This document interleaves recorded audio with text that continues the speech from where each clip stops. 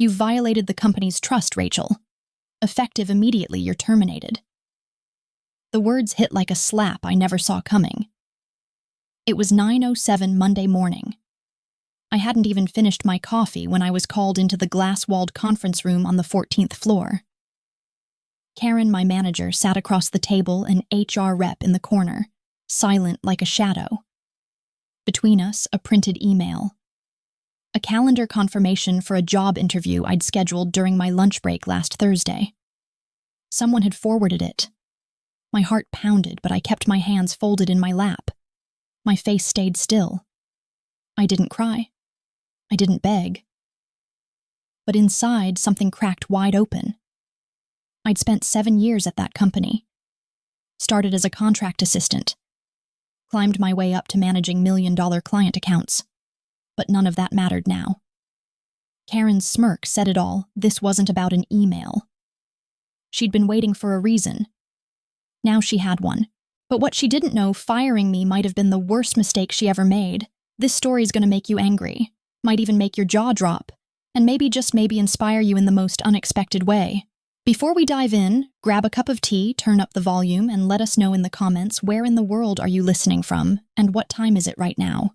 We love seeing how far these stories reach. I wasn't always the kind of employee anyone noticed. 7 years ago, I walked into that same building for my first day as a temp admin assistant, barely more than a name on a schedule. No one looked twice. I was the girl who picked up catered lunches, sorted print jobs, and stayed behind to clean the conference room long after the lights dimmed. I didn't mind. I just wanted a foot in the door. Something in me believed if I could get close enough to show what I could do, I'd find a way to climb. At first, I was invisible. My ideas were dismissed. My suggestions nodded at and then forgotten. I remember once during a team meeting, Karen said, "You're smart, Rachel, but you just don't command a room." It stuck with me. Not as an insult, but as a challenge. So I started doing the quiet work, the unglamorous tasks no one volunteered for. I stayed late to fix client files. Took on the accounts other teams had written off. Little by little, I learned the patterns, the pain points, the people, and more importantly, I started building trust. One client at a time. Then came the quarter when Vertex Global, one of our biggest clients, threatened to pull their account. The project had been botched, deadlines missed, the previous lead gone silent. I wasn't even on their team, but I offered to help, just until someone was reassigned. That temporary backup turned into something more. I worked weekends, sat in on every call, learned their product catalog like it was my own. And one Friday, after we saved a last-minute launch, the CEO of Vertex called me directly. He said, "You're the first person from that company who listens." After that, everything changed. Vertex renewed, then they expanded. Around the office, people started whispering about the Rachel effect. I got promoted twice in 18 months. Karen handed me a plaque for outstanding client leadership. She smiled through gritted teeth. I smiled back, knowing she still didn't see me. But I didn't care. I wasn't in it for the recognition. I believed good work would speak for itself. Turns out, I was wrong about that part. Because even as I became the quiet backbone of the client success team, there were still rooms I wasn't invited into. Decisions made without me. Credit redirected. I kept telling myself it didn't matter. As long as the clients were happy, I was doing something right. But after a while, you start to wonder, what's the cost of being quietly excellent in a room that only rewards volume? The first time they denied me a raise, I gave them the benefit of the doubt. But that wouldn't be the last time. The first time I asked for a raise, I came prepared like I was pitching $1 million deal. I had a binder. Yes, a literal binder packed with performance metrics, project timelines, revenue growth, and glowing client testimonials. I rehearsed every word. I even printed a salary comparison chart for similar roles at companies our size. I thought surely no one could look at this and say I didn't deserve it. Karen listened. She flipped through the pages slowly, her face unreadable. Then she closed the binder and gave me a smile that didn't quite reach her eyes. "It's been a tight year, Rachel. You've done exceptional work, but the budget won't stretch this quarter. Let's revisit in 6 months." I wanted to believe her, so I kept going. That year, I onboarded 2 new clients, helped Vertex increase their spending by 27%. When quarterly bonuses came out, my name wasn't on the list. But I told myself next year will be different. It wasn't. The second time I asked, I brought less paper but more conviction. I reminded Karen of the retention numbers, the expansions, the late nights, the weekend calls. She nodded, said she'd advocate for me. A week later, she came back with the same excuse: leadership's focused on infrastructure this year. It's not personal. Yet that same quarter, our department moved into a sleek, renovated suite. Karen got a standing desk and an ergonomic chair that cost more than my rent.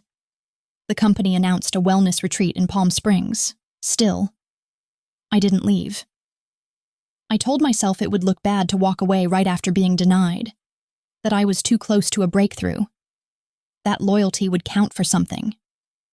The third time, that was the hardest. By then, I was running 3 major accounts, including a global rebrand for Vertex. I had just closed the biggest contract of my career.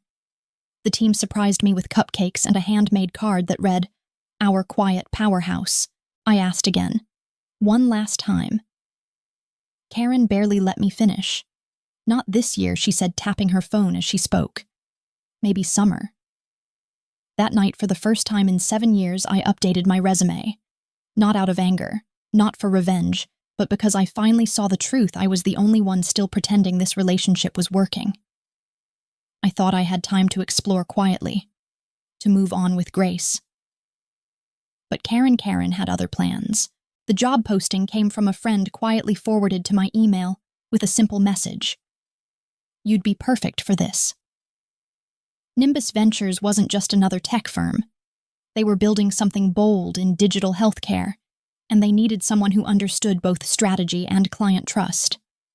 Reading the description, it felt like they'd written it with me in mind. For the first time in years, I let myself imagine working somewhere that didn't see me as replaceable. That night, I sent in my resume, half expecting silence. Instead, I got a reply the next morning. From Eli Zane, the CEO himself. He asked if I could meet for coffee the following week. "No pressure," he wrote, "just a conversation." I said yes. To keep it discreet, I booked a dentist appointment on the company calendar, blocked out 2 hours, then drove across town to a quiet cafe on a Wednesday afternoon. Eli was kind, focused, and surprisingly well-informed. He'd followed some of my campaigns, even knew about the Vertex turnaround. "You've done incredible work," he said, gently stirring his tea. "And I think we can offer you a platform where it's seen." I didn't commit. I wanted to move carefully, wrap up my projects, leave with dignity.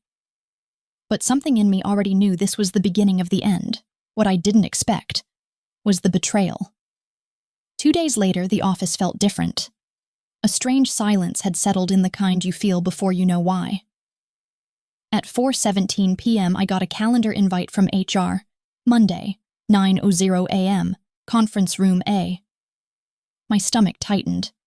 Something wasn't right. Later that evening, I found out.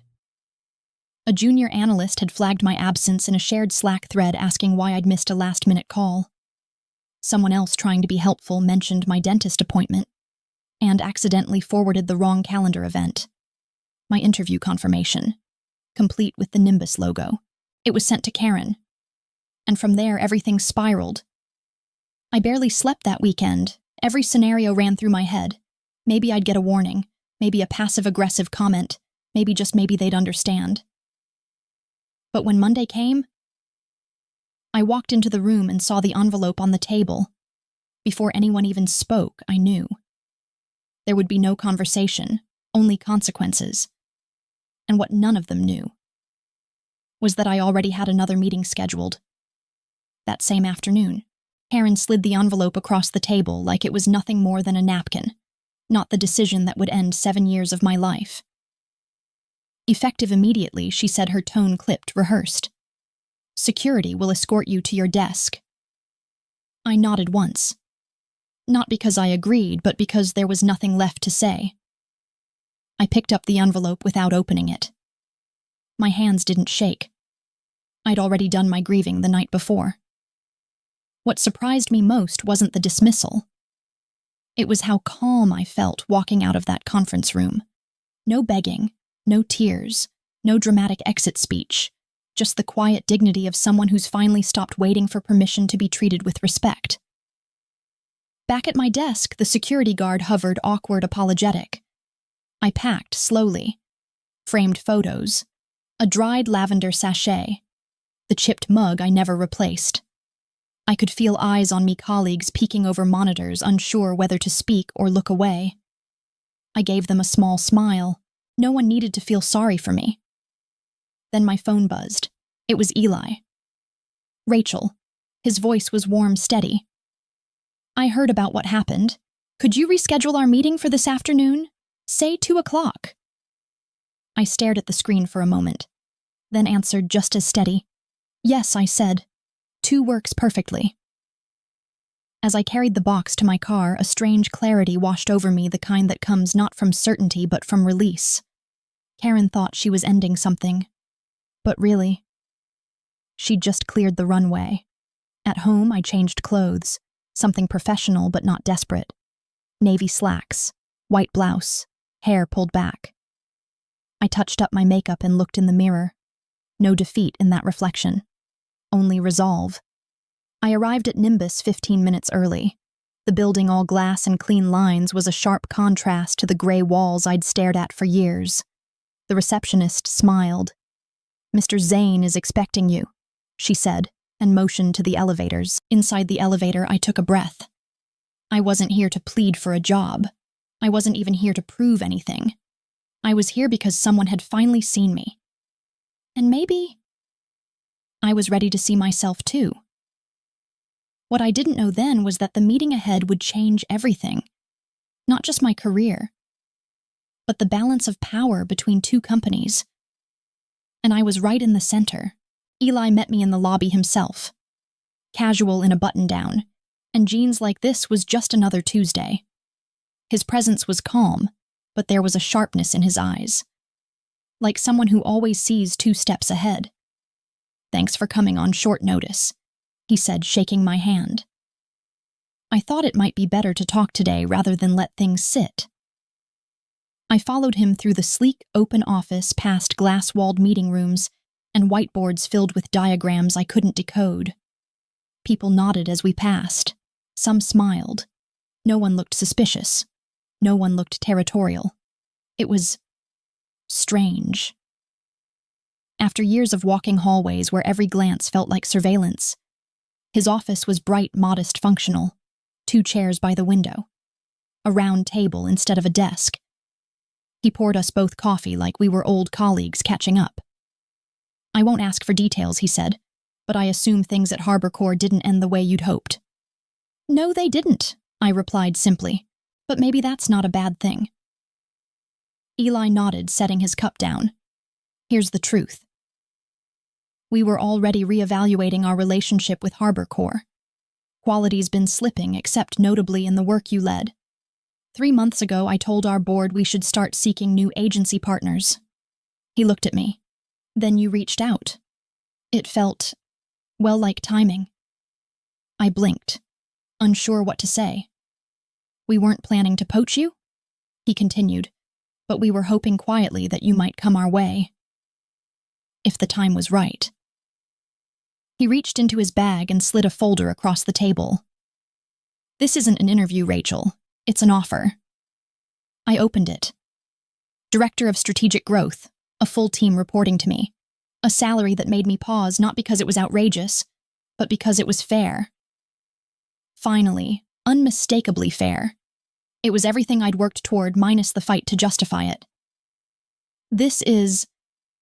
I began, my voice catching. "It's more than I expected." Eli smiled. "It's what you're worth. Sometimes that's easier for others to see when you're not fighting for a seat at someone else's table." I asked for the night to think it over. He nodded. No pressure. Just a quiet understanding between two professionals who both knew the answer was already yes. As I walked out of Nimbus, the afternoon sun bounced off the polished lobby floor and followed me outside. I walked slower than usual. Not from hesitation, but because I could. I wasn't rushing anymore. For the first time in years, I felt like I was heading somewhere I chose. But the story wasn't done yet. Back at Harbor Corps, things were starting to unravel, and I was about to find out just how deep the cracks really ran. By the time I got home that evening, my inbox had already started to stir. The first email came from Thomas, a former teammate still at Harbor Corps. Just one line, Karen's panicking. Vertex won't take her calls. I stared at the screen, unsure whether to laugh or feel sorry. I hadn't spoken a word to Vertex since the day I was let go.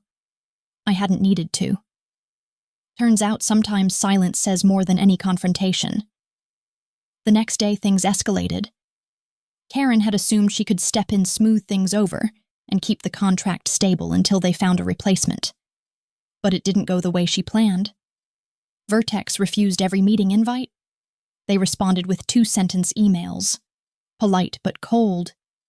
Then one of their regional VPs told our sales team point-blank Rachel was the only reason we stayed this long. That line spread like wildfire. Within 48 hours, Harbor Corps' board triggered a full review. I heard from another contact, a marketing analyst, that leadership began combing through every piece of client feedback from the past year.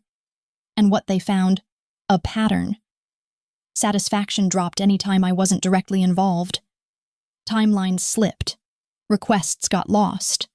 Communication slowed. It was all there in the data. But no one had bothered to look, until now. And then came the real blow. A client satisfaction report from Vertex buried 6 months ago was quietly flagged. It had never made it to the board. It named me specifically as the person who reestablished trust after a rocky quarter, and recommended I be given long-term oversight. Karen had never passed it along. The silence from her office, I heard, was deafening. She canceled meetings, shut her door, stopped replying to messages. One colleague joked she'd been radio silent since Monday, except for calls to PR and legal. What struck me most was how fast everything turned. For years, my work had been dismissed as nice but not strategic. And now I was the missing piece in a very expensive puzzle. Harbor Corps was scrambling, trying to fix what they didn't realize they'd broken. That week, my phone didn't stop buzzing. Old coworkers, silent supporters, even interns I barely knew. Most said the same thing: you didn't deserve that. But one message stood out. It was from Elaine Winters, a board member I'd met only once at a holiday event. She wanted to schedule a meeting. Not with HR, not with Karen, with me. And something about her tone told me they weren't just trying to fix the damage. They were trying to undo a mistake. I hadn't set foot in Harbor Corps' lobby since the day I was escorted out with a cardboard box. Now I stood there again, no badge this time, but with an invitation. Elaine Winters, the board member who'd reached out, had requested a private meeting. Not to talk me back, she said, just to understand what happened. I wasn't sure what I expected. Closure, maybe, or just the satisfaction of walking through those glass doors without flinching. Jessica, the receptionist, looked up and gave me a smile, half relief, half apology. "You're here for Ms. Winters." I nodded. "That's right." She leaned in slightly. "Everyone's been talking. For what it's worth. I'm glad you're here."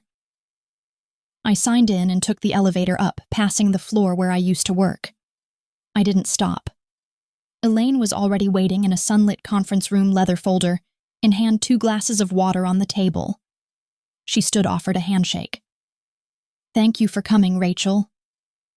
We sat, no small talk, no pretense. "I've reviewed your personnel file," she began, opening the folder. "Your performance evaluations were excellent. Your accounts consistently outperformed, and I noticed something odd: 3 formal compensation requests, all denied without board input." I said nothing. "What's more," she continued, "there's no documentation supporting your termination. Nothing about breach of contract or misconduct. Just a vague note about loss of loyalty." which she added is not a policy violation. I kept my tone even. Karen believed I was disloyal because I interviewed elsewhere. Elaine raised an eyebrow. That's not grounds for dismissal, especially not without due process.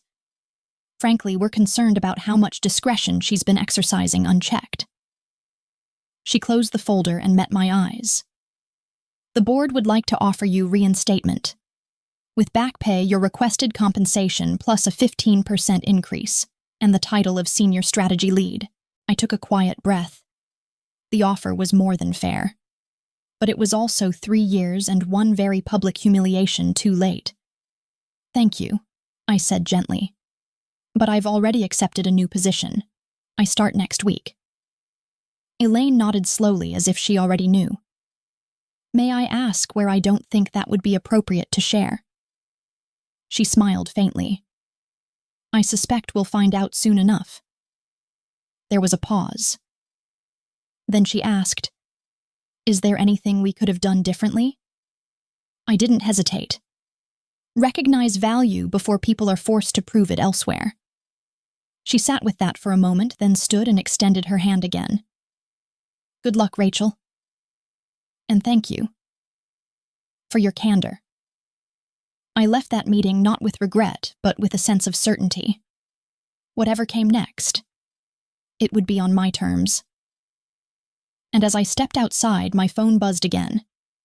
This time it wasn't from Harbor Corps. It was from Eli.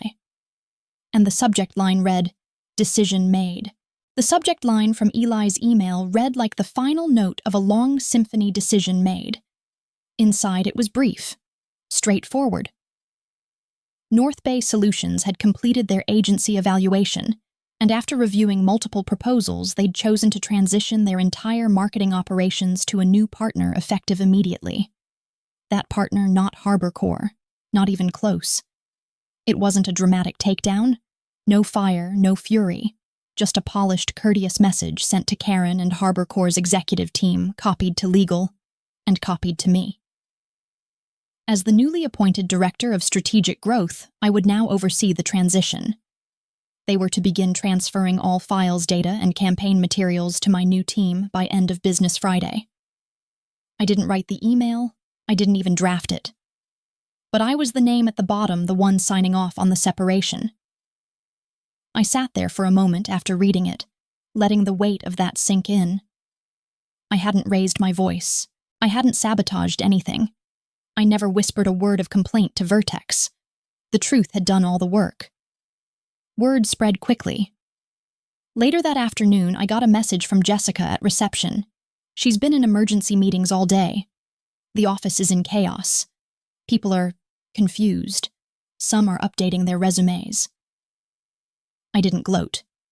I didn't even reply right away. There's no joy in watching something crumble, even if it was the same place that once discarded me like I was nothing more than a liability. But I'd be lying if I said it didn't feel right. Not because they lost, but because I finally won on my terms. I accepted Jessica's connection request on LinkedIn later that night and replied with a simple message, Thank you for your kindness. Wishing you the best wherever life takes you. That felt more powerful than any revenge ever could. In the following days, I got busier than I'd been in months, building processes, interviewing new vendors, designing roadmaps with people who trusted my lead without needing me to prove myself twice. My calendar was full, but for the first time it felt purposeful. And as I sat in my new office, real walls, genuine windows, I realized something. Professional revenge doesn't have to be planned. Sometimes, it's just what happens naturally when you step into the place you were meant to grow. But there was still one more thing left, one quiet final chapter. And it would come exactly 1 year from the day I packed that box and walked away. 1 year later, I stood by the floor-to-ceiling window of my office, a warm mug in hand, the city humming quietly below. The anniversary had crept up on me. 12 months since that Monday morning. Since the box. The silence. The look in Karen's eyes. But now standing in this bright space filled with purpose, I didn't feel bitterness. I felt something closer to peace. The team I led at North Bay had just wrapped our first year-end review. We'd exceeded every goal, onboarded new partners, and built something from the ground up. Not out of rebellion, not to prove anyone wrong, but simply by doing the work, day by day, the way I always had. Only now. It was seen. It was supported. There were hard days, of course. There always are. But never again did I have to shrink to fit someone else's comfort, or explain why I mattered to people too distracted to listen. The fundamental shift wasn't just in title or salary. It was internal. I no longer questioned if I was enough. I was. I no longer waited for someone else to recognize my worth. There's something powerful about being underestimated, not because it feels good, but because if you survive it, you come out stronger, sharper, wiser, and most importantly, unafraid to walk away from anything that demands your silence in exchange for security. I learned that loyalty, while valuable, must be mutual, and that quiet does not mean weak. From that glass window, I watched the sunlight bend over the skyline and thought of every woman still sitting in rooms where her voice is overlooked, her value unspoken. I hope she finds her window, too. Before you go, I'd love to know, where in the world are you watching this from? And what time is it where you are right now? Leave a comment below. Share your story, your thoughts, or maybe even your window moment. And if you don't want to miss more stories like this, real, personal, and hopefully a little bit healing, hit subscribe. Because sometimes the most powerful revenge isn't loud. It's a quiet morning, in an office you built, looking out, not back.